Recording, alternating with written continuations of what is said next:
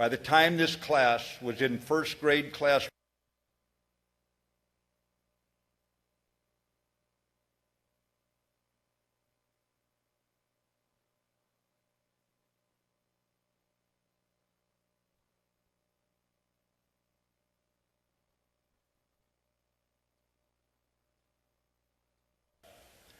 every one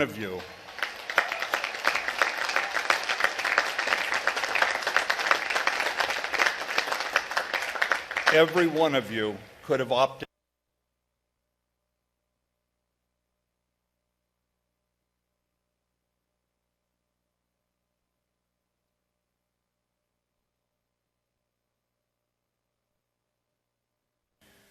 as West Point, starting with Beast Barracks, an aptly named introduction to the long gray line, creating American soldiers who are at their very best when the times are at their very worst. Today, in honoring you graduates and celebrating your achievements and giving thanks for your commitment, we can see clearly your role in our world. You graduate the same week that saw the murder of 22 innocent young lives. Manchester's tragic loss underscores the purpose for your years of study and training at this elite school.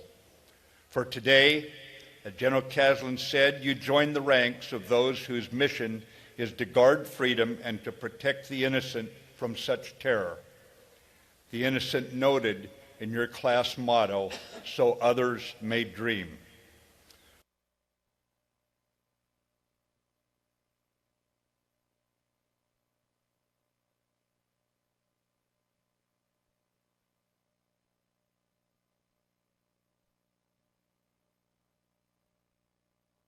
Renewing our sense of urgency and enhancing the Army's lethality needed to prove our enemies wrong.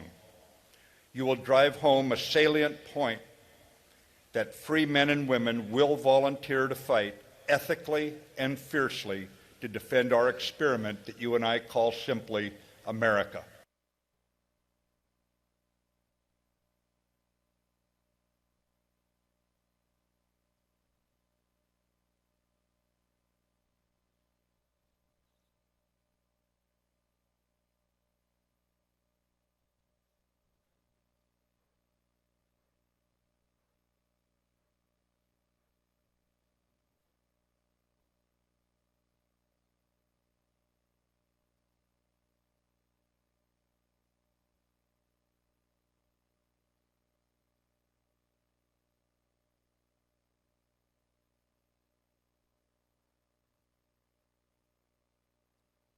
Something larger than yourself.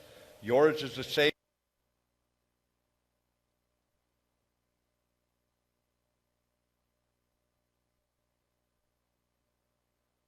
to incite a like respect in others and to pass on their city-state far greater and more beautiful than they had received it. In that sense, it is fitting the cadet cover you wear today for the last time features the helmet of the Greek goddess Athena, echoing respect of the civic duty that's found in a democracy and in a nation, in President Lincoln's words, of the people, by the people, for the people. After 4 years at West Point, you understand what it means to live up to an oath. You understand the commitment that comes with signing a blank check to the American people, payable with your life. My fine young soldiers, a few miles northwest of Washington, D.C., where I work today, at Antietam Battlefield Cemetery is a statue of a Union soldier standing at rest and overlooking his comrades' graves. It is inscribed with the words, "Not for themselves, but for their country." How simple that thought. So long as our nation breeds patriots like you, defenders who look past the hot political rhetoric of our day and rally to our flag, that Army tradition of serving our country will never die. To a high and remarkable degree, the American people respect you. We in the Department of Defense recognize that there are a lot of passions running about in our country, as there ought to be in a vibrant republic. but for those privileged to wear the cloth of our nation, to serve in the United States Army, you stand the ramparts. Unapologetic, apolitical, defending our experiment in self-governance, and you hold the line. You hold the line. Thank you.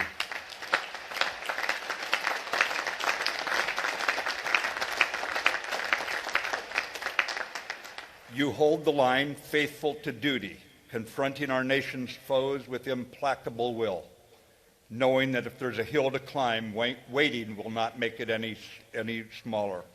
You hold the line true to honor, living by a moral code regardless of who is watching, knowing that honor is what we give ourselves for a life of meaning. You hold the line, loyal to country and defending the Constitution, and defending our fundamental freedoms, knowing from your challenging years here on the Hudson that loyalty only counts where there are 100 reasons not to be. Behind me, across Lusk Reservoir, stands a memorial dedicated to the American soldier. On it are inscribed the words, "The lives and destinies of valiant Americans are entrusted to your care and your leadership. You have been sharpened through one of the finest educational opportunities in America, given to you by the American people via General Caslin's superb faculty, who expect admirable leadership by example from you as soldier leaders. My view of a great leader is the player coach. We need coaches, men and women who know themselves, who take responsibility for themselves, coaching their soldiers to be at the top of their game. Every soldier in your platoon will know your name the day you step in front of them. Your responsibility is to know them.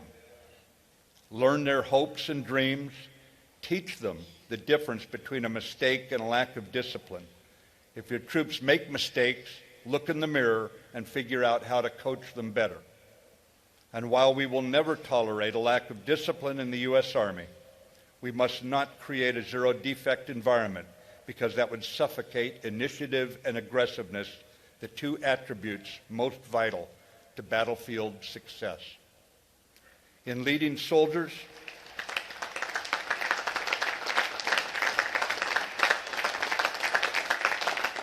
thank you. In leading soldiers, you will have what F. Scott Fitzgerald called riotous excursions with privileged glimpses into the human heart. So recognize that you should never let your passion for excellence to neutralize your compassion for the soldiers you serve and who will follow you into harm's way. Remember that when the chips are down, it will be the spirits of your often rambunctious soldiers that will provide you the reservoir of courage you will need to draw upon. Rest assured that nothing you will face will be. The chips were down in the freezing cold days before Christmas 1944, when the Nazi army was on the attack in the Ardennes. A sergeant in a retreating tank spotted a fellow American digging a foxhole. The GI, Private First Class Martin, looked up and said to the sergeant in the tank, "Are you looking for a safe place?" "Yeah," answered the tanker. "Well, buddy," the private said with a drawl, "just pull your vehicle behind me. I'm the 82nd Airborne, and this is as far as the bastards are going."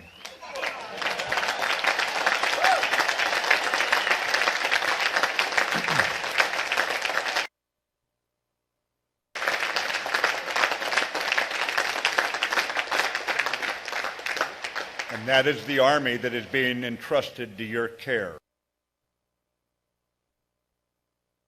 On the battlefield, my fine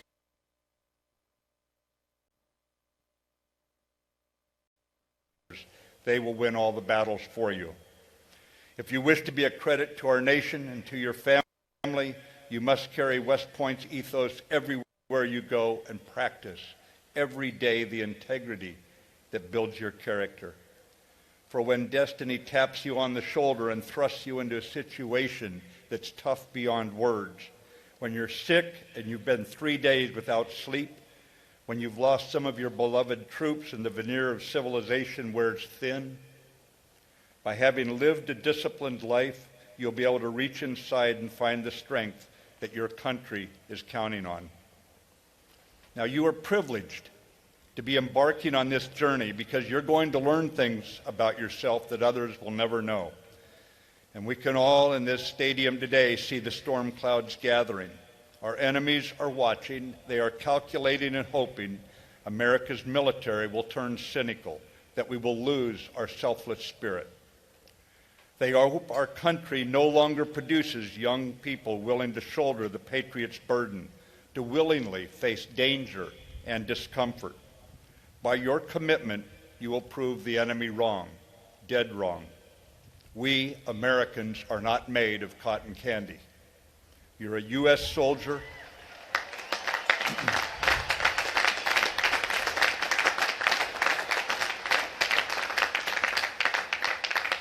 You are a U.S. soldier, and you hold the line.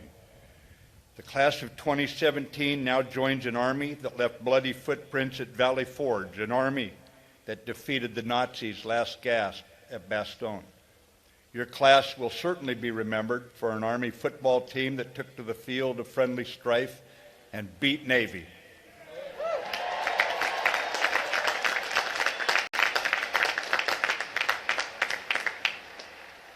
But you will also be they will be as good or better than you received them. Now, I may not have had the pleasure of knowing each of you personally, but I have very high expectations of you. Your country has very high expectations of you. And we are confident you will not let us down, because while we may not know you personally, we do know your character, West Point character. So fight.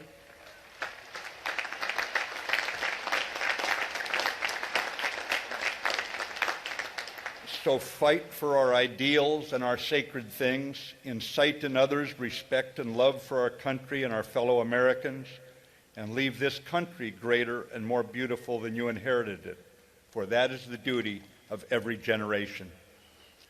To the families here today, I can only say thank you. Apples don't fall far from the tree. Thank you for the men and women that you raised to become soldiers.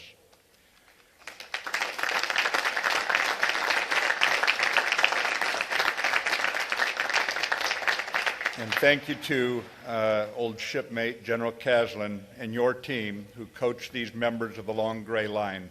They will write the Army's story, and in so doing, they will carry your spirits into our nation's history. For duty, for honor, for country, hold the line. Congratulations, class of 2017. May God bless America. Thank you.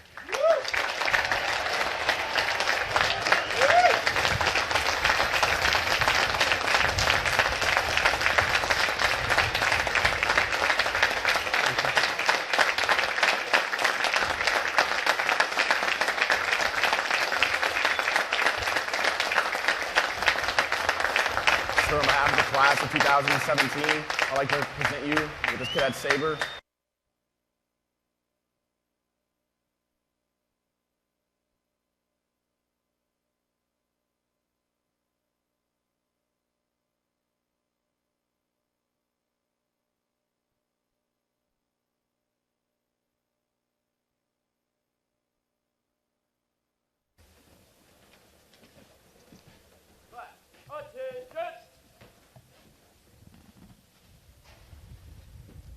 Ladies and gentlemen, please remain standing for the singing of the corps.